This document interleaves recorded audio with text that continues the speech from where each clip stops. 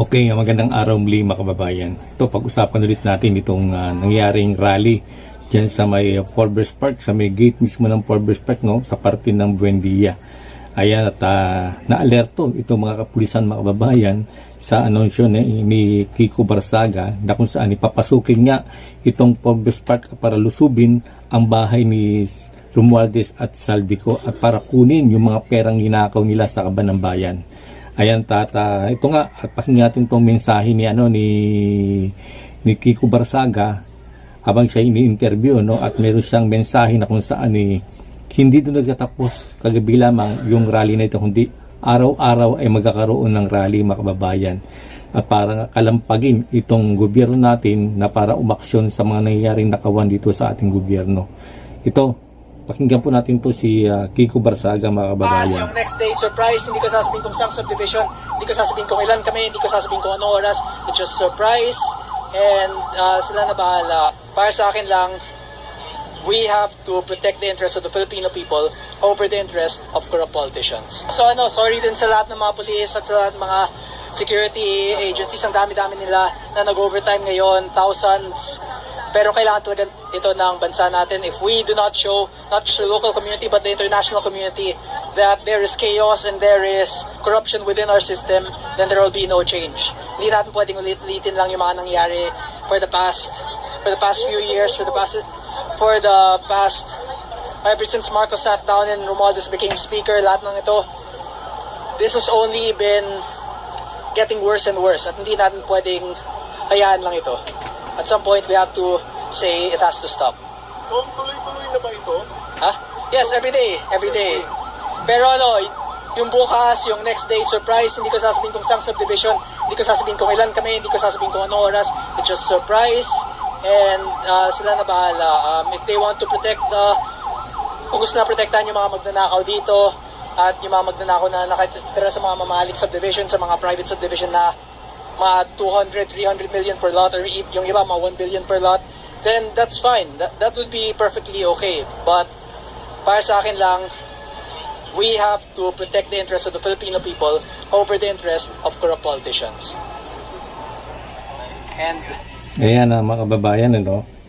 At kung isipin natin, marami nagko-comment na hindi naging magatagumpay ang rally na ginawa ni Kiko Barsaga at di nga napasok itong bahay ni Romualdez at Saldico. Pero hindi yun makababayan Hindi yun ang sabing hindi matagumpay. At least na naalarma sila at nailabas natin yung galit natin, naparamdam natin sa gobyerno yung mga walang aksyon nitong gobyerno sa nangyayaring nakawan dito sa ating bansa, mga kababayan. At ito nga, binanggit niya ni Kiko Barsaga na hindi lang to ang simula na kanilang pagrarally, kundi ito ay araw-araw na gaganapin sa iba't ibang subdivision, at hindi lang niya sasabihin kung saan lugar o anong oras, kundi puro lihim lang at ilang na siguro makakaalam nito upang kalampagin nga mga kababayan. At binanggit niya nga na itong mga bahay subdivision ay talagang pinoprotektahan nila itong mga kawatan dito sa ating gobyerno, dito kay Saldico at saka si Romualdez. Sabi nga ni Kiko Barsaga, bahala kayo kung gusto nyong protektahan, pero kami ay patuloy kaming magsasalita, patuloy kaming pupunta sa kalsada upang magsalita, sandal na hindi pwedeng baliwalain ng mga kababayan yung nangyayaring korupsyon dito sa ating bansa.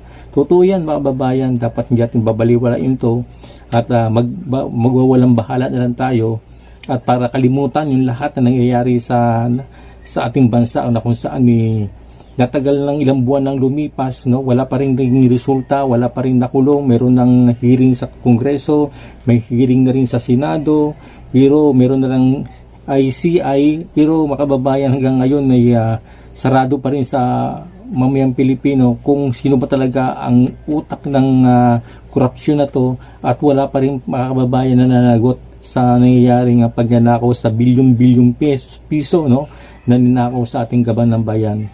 At marami nang naghihirap mga kababayan ng mga Pilipino, samantalang itong mga magnanakaw sa gobyerno ay talagang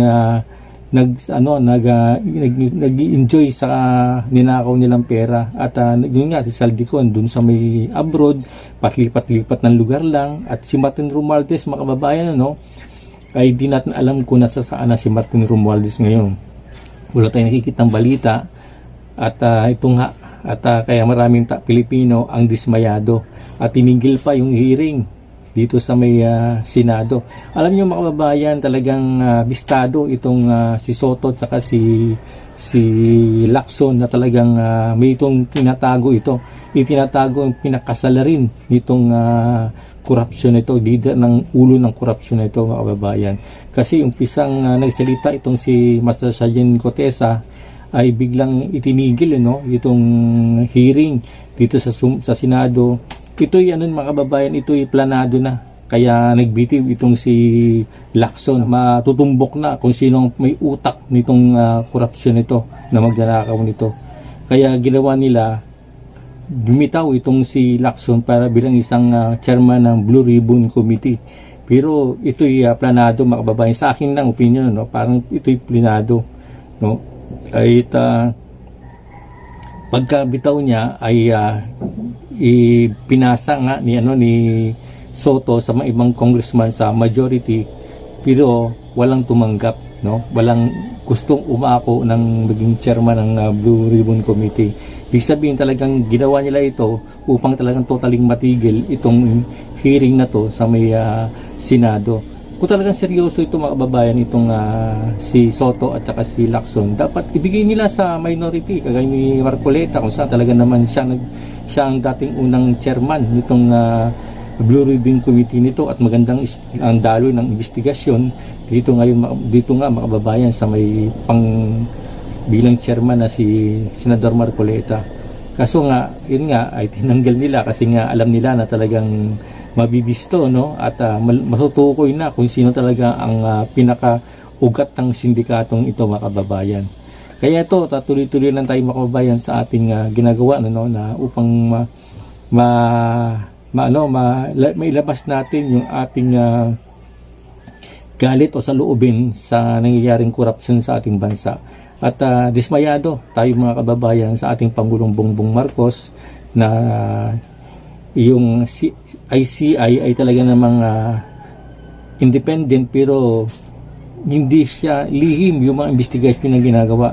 Dapat nasa ipubliko yan kagaya ng mga hearing mga kababayan sa may Senado na talagang kung sino ang kanilang resource person nagsasalita at para marinig ng mga sambayan ng Pilipino kung anong nangyayari, kung sino mga resource person nila, kung sino ang mga tinutukoy dito, kasi baka balang araw ay lumabas na lang yung resulta ng investigasyon na to at hindi pumabor at ito'y pabor lamang sa mga magnanakaw sa gobyerno. Kaya magulo to mga kababayan, maaaring ang resulta ng IC ay pag hindi maganda ang resulta nito ay siguradong magbubunga ito ng galit muli ng sambayan ng Pilipino at ito'y patuloy na magkaroon ng matinding rally mga kababayan. At ito nga medyo nangangamoy na at marami na mga military active in retired AFP, PNP na kung saan naglalabas na ng sama ng galit, na kung saan mga tahimik lamang itong mga active na ito, pero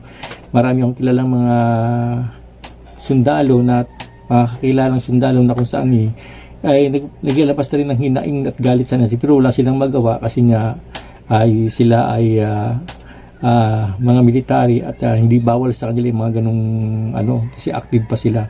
Pero itong mga retired na mga sundalo ay talagang naglalabas ng galit at talagang sumasama sa rally para talagang panagutin nga itong mga magnanakaw sa ating bayan mga kababayan. Ayan, at tuloy-tuloy na ito at nagsalita na si Kiko Barsaga na tuloy-tuloy itong nangyayaring rally nga at itong mga ibang grupo pa na kung saan nagkakaroon ng mga pagpupulong upang mabuo ang isang malaki at malakas na rally upang pababain nga itong ating Pangulong Bongbong Marcos. At itong sa October 31 mga kababayan, may panibagong rally, pangunguna naman ito nila Captain Dado, at ito po, abangan po natin to at malaman po natin kung talagang itong pwersa nito ay magbibigay ng impact talaga, ng malakas impact sa mga magnanakaw sa ating gobyerno.